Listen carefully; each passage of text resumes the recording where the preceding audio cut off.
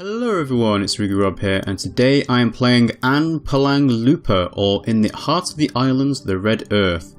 Now this is another visual novel, but I don't know much about it, other than it's set in August 1983. So, let's get started, shall we? To those who want to lift this nation from the dung heap of history, the past does not matter. Only the present? The awareness of the deadening rot which surrounds and suffocates us, and what we must do to vanquish it. F. Sionel Jose. Never heard of him, I'll be honest. But, how much of that is true? A great change will come to the nation.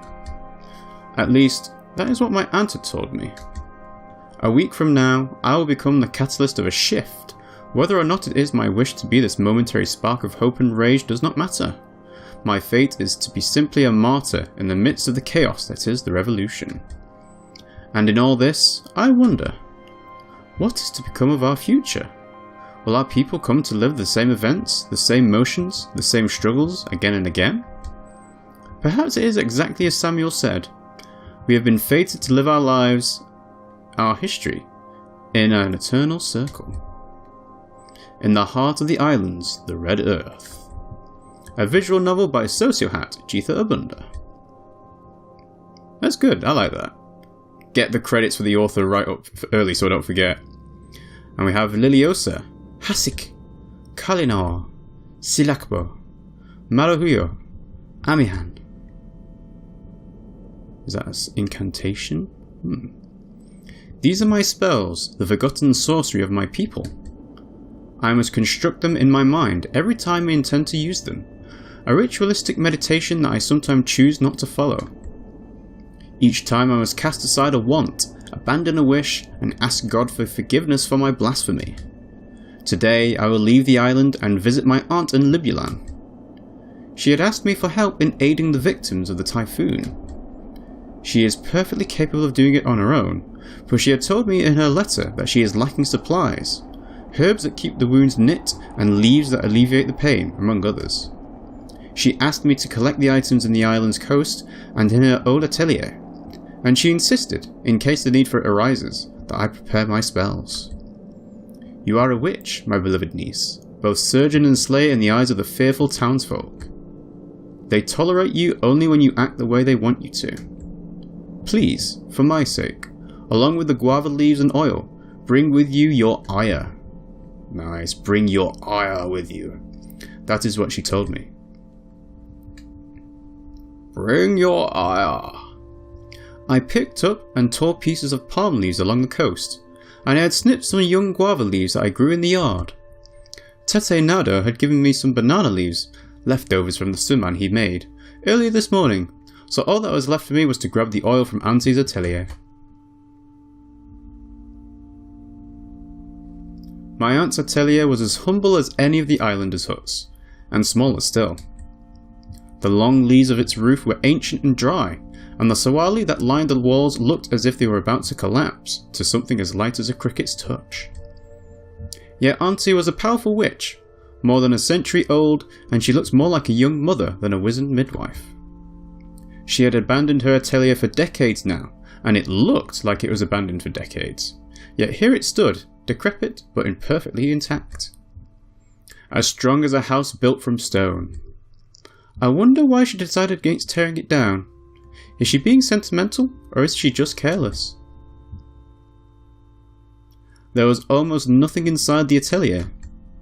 No furniture except for a dusty old desk where the oil she wanted me to bring sat, producing a smell like the meat and juice of a newly opened coconut. The meat of a coconut? What? Okay. It was apparently the viscous tears of her former lover, an encantado who was irredeemably prideful. She would not tell me anything specific, but one day, Auntie decided that enough was enough, so she trapped him inside an amulet to milk his tear ducts dry. Wow, that's a cruel and unusual punishment. She let him go eventually, but in the years to come, rumours spread about her being a Kinara, a being who gave herself to her lover wholeheartedly. Who would also wholeheartedly give her lover a beating when they had wronged her. That was a long time ago, she would say, laughing, urging me to act more maturely than she did. Do as I say, not as I do. The oil itself was a rarity, sought by the rich to heal all sorts of diseases. It was the grand panacea, meaning it did not really do much besides making the skin of old men feel a bit minty and their breath fresh. Its real properties are a secret that my aunt had so thoroughly made sure to keep hidden from everyone, including her own niece. I put the oil in the basket, along with the leaves and herbs she told me to bring. I walked to the coast again to see Alipyo, a ferryman and friend to my aunt. I have arranged for him to take me to Libulan. He wouldn't usually take passengers from the island to Libulan in a day like this. Today was his personal Sabbath. In a day like this, he would lie on his hammock and drink coconut wine. Really, coconut wine? Wow, I'm learning stuff about coconuts I didn't know before. Sometimes he would bring his piecemeal ukulele and sing songs of praise, thanking God for the solitude he has given him. Sometimes God will give you the small blessings, little drops of peace. You have to catch them while you can. Those are the things that make living in these downable islands bearable. He would often say that to me. He is a fervent man of God, yet he would sing his praises with a hint of bitterness. Perhaps he has just seen too much of the world. Maybe that is why he escaped to the islands, to find solace in the sheer quiet of the sea. It is something that the local priest has always reprimanded him for. Not that it changed Mano Alipyo's mind in the slightest. He would continue on with his thoughts, staring at the sea, brooding, revelling. Whichever one he thought would suit his mood best that day. Today was not a day he could do that though. The air was too humid and uncomfortable for thinking.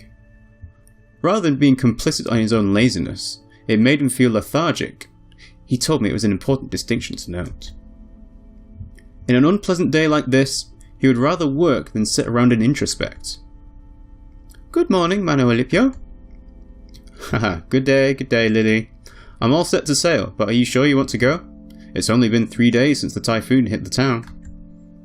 There's not much to do for a young lady there, besides looking at windswept palm trees, and the occasional military truck. Well, there are also a bunch of sad young men wandering about, but I know you're not interested in them. Yes, I'm sure. Auntie needs help in aiding the victims, and none of the albularios in the island want to go. Wow, that is a word. Albularios. They sense an ill wind, or so they say. It's probably because none of them are going to get paid for doing charity work. Perhaps. Or maybe they are starting to lose faith in their abilities. Yes, maybe. The priest lectures have finally gone to their head. They want to make sure they won't get turned away by St. Peter once they reach the pearly gates. I can't say I'm safe from that myself, anyway. The young priest isn't giving me much leeway with my drinking habit. If they are the way they are, then where does that leave me? Hey now, you shouldn't be thinking about that too much. You're a good kid. If God is truly a loving God, then there's no doubt that he'll welcome you to his kingdom with open arms. That's what the priest always tells me anyway. Maybe so. Mano Alipyo started the engine, and we set off for Libulan. It was a diesel engine, the same one used on jeepneys and owner cars. It did not roar like most engines did. It sputtered like a sickly geriatric, like it was alive but barely breathing. And it was unbearably loud. The ferry itself was a humble vessel made of bamboo and wood. Its roof was made of the same nipper leaves that formed Auntie's hut, only they looked less ancient and a lot drier. The roof would inevitably get punctured during a storm, so we would cover up the holes with bits of cloth from the propaganda posters. They were a dime a dozen in Libulan. And we're off! As always, the journey would take about half an hour, give or take. You might want to take a nap for now, unless you like watching the seabirds. I nodded in reply. I was not sleepy or tired, and the noise of the engine was not the most conducive thing for sleep. But I get seasick very easily. Mano Alipyo knew this. I closed my eyes and hoped the nausea wouldn't get to me. This might not be the best time to tell you this, but try not to think about throwing up. Don't even look at the sea. Try not to feel the boat rocking back and forth. That's not helping. Yeah, I should have told you about this earlier, shouldn't I? Sorry. I could feel my head getting dizzy. I tried as hard as I could to sleep, but it did not come as fast as I had hoped. I opened my eyes in an attempt to redirect my thoughts to something more pleasant. I dipped my fingers along the water. Strange, summer has been over for months now, yet the water feels warm to the touch. Well, don't worry about it too much. That's just how the sea is sometimes. Really? Probably. The priest talks about it sometimes with the shaky, spindly sacristan on trips to the town. I didn't really listen to their conversation that much. Something about the climate. Say, what is it? How is your aunt doing lately? She's fine, I think. It has been a while since she visited me, but she sends me letters as often as she could. That's nice. What does she usually say in those letters? You know, this and that. She would ask about how I'm doing, and if I'm eating my veggies every day. Then she would tell me about her experiences living in Libyland. Huh. I didn't know that she was so motherly. I thought you two would have a more sisterly bond. She's about as old as me, but still. Well, I suppose that is true in some respect. Should I tell him? Her true age shouldn't put him off. I mean, he's in his 30s. And my aunt is about as old as the Spanish colonial era. Well, big decisions like this are to grown-ups like Auntie to decide. I always did take Melchora for a worrywart. I mean, you don't have to be a detective to figure that out. Like that time when I first arrived at Libyland from the city. I was too tired to even get off the bus terminal. So I just dozed off on the bench like some homeless person. I guess back then I really was homeless. But I could always figure out a way to live. Well, not when soldiers are around to take you away if you're past curfew. That's when your aunt came in and rescued me. Thinking about it now, I put myself in way too much trouble than what it's worth putting up with, just because I was tired. That's putting it lightly, Mano. I guess so. Say, I've been thinking about this for a while now. For country bumpkins, you and your aunt sure talk like you're both royalty. No offence. I beg your pardon? See? It's like you two are the Raja's daughters. Wake me up when we arrive. Will do. That's a weird thing to say, you talk like royalty. Oh, which of the islands? This is no time for you to rest. Not now. Not when you have so much to change. Lily, wake up. You might want to help me with this one. Panic flashed in Manga Lipyo's eyes. No, I need your help, and fast. Huh? Just open your eyes, damn it. I stood up and held onto one of the bamboo posts, trying to keep my balance. The sea was calm earlier. Why was it raging now? It stirred up my nausea even more. Blasts of wind hit my face continuously. I could barely open my eyes to see that a waterspout had formed just over the horizon. Mano Alipyo, who was now anxiously trying to keep the ferry intact and afloat, however fruitless it was, could not have possibly anticipated this. It hurtled towards us. It was bizarre how fast it moved, and it had begun to form a vortex on the water. It was an incredible and terrifying in equal measure. Even nature could not be this absurd. Yet it was not magic, at least not in any form that I recognised. No matter, I should be able to stop it. I call upon the old gods of the islands. Kolinor for clarity or Amihan for wind. I would say wind. Let's go for Amihan. I speak. Amihan, the northeastern winds, a blessing of Lehangin, the firstborn of the sky. Every spell comes with a sacrifice. He is after my breath, so my lungs must suffer. His winds enter my lungs and fill its every root and branch. It's as if the air within me had frozen solid, leaving a sharp pain like knives have lodged themselves into the viscera and tissue of my body. I could not even scream out in pain. I must breathe out, remove the frozen air in my lungs. I must scream out the pain, no matter how futile that would be. But he does not allow it. But with pain comes power. The winds surrounding me are at my command. They are subservient, as if I was the god of wind himself, playing havoc with the gale and breeze.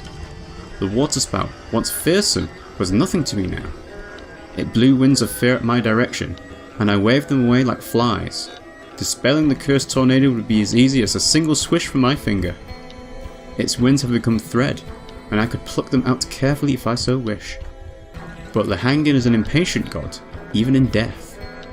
I raise my hand, and 1,000 threads wrap around my arm, each tip dangling and eager to escape. I open my mouth to consume the winds of the waterspout. With each strand I discover pieces of its corruption.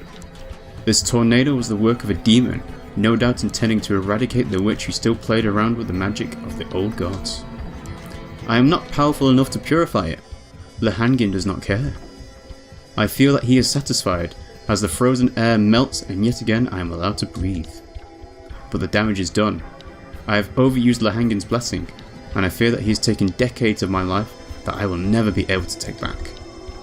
If only I could cheat death as Auntie has always done. Damn. You've reached the end of the demo. I say demo, when really I just haven't finished making the game yet. Just follow me on Twitter at Sociohat to see if I updated it. Well, I did actually really enjoy reading that story, and the way Sociohat has been like candidly talking about the fact he hasn't finished this yet is actually quite nice as well. So yeah, that is Pulang Lupa, or In the Hearts of the Islands, the Red Earth. I wonder what the choice difference there would be. Interesting.